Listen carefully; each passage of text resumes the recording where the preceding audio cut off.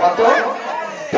আসলাম আসলাম আসলাম আসলাম আসলাম। আর মানে কোন জায়গাতে রাখি আছে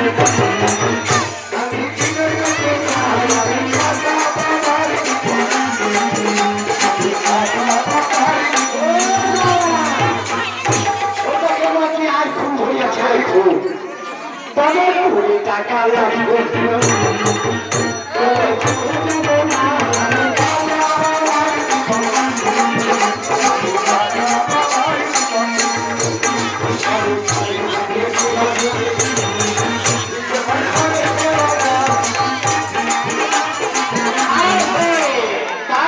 বাসার হয়েছে 10টি টাকা তবে এখানে বেকারি বলবো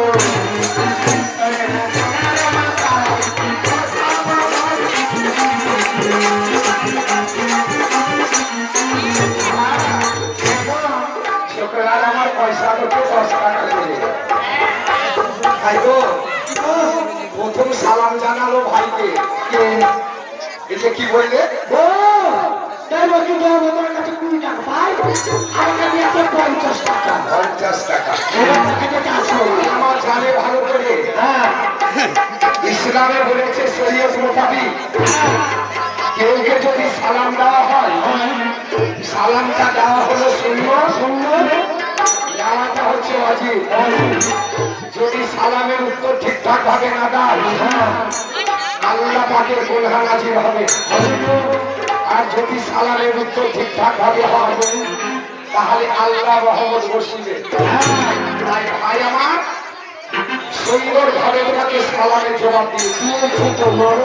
সালামের পরে কি হয়? কালাম হয় কালাম। হ্যাঁ কালামের মানে তার মানে তবে 100 টাকা লাগবে এবার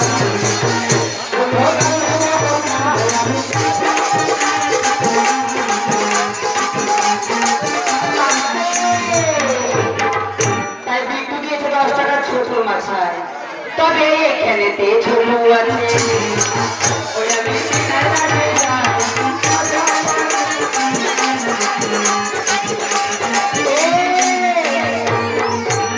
সকল কাছে যাস না ছোট বসে আছে তোমাদের 60 মাস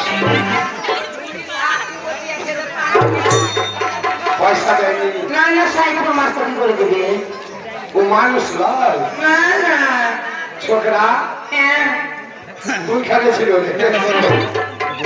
আরে আমার ইয়ে পাঠা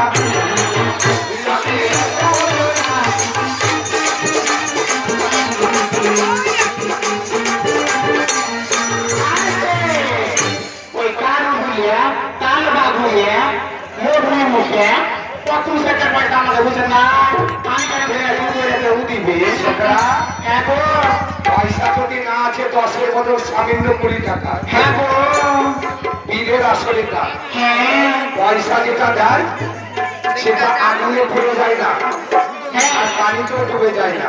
হ্যাঁ গো বীরের আসলে পয়সা আল্লাহর ঘরে জমা থাকে। এই বুদ্ধিটা হয়তো আর নাই। হ্যাঁ গো এই আমার বোকা পাঠা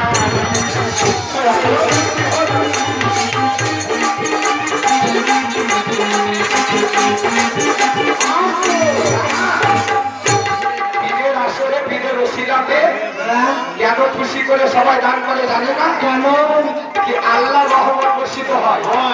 নবী দুনিয়াতে আসবে না, আসতো না আর পীরের ওসিলাতে যদি দান করা হয় তাহলে পাক পাঞ্জাতন পেয়ে যায়।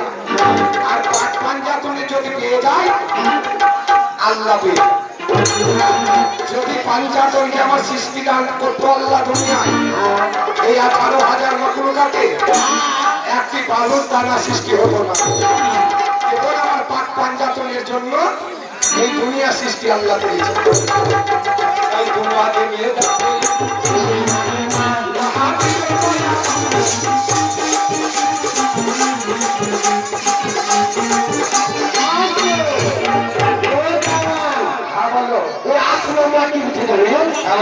আসলে নবীছে এটা গাইবে না দাদি 10 টাকা পেয়ে বন্ধু ছোট করতে হবে আর বলে 100 টাকা 10 টাকা ধর ছোটরা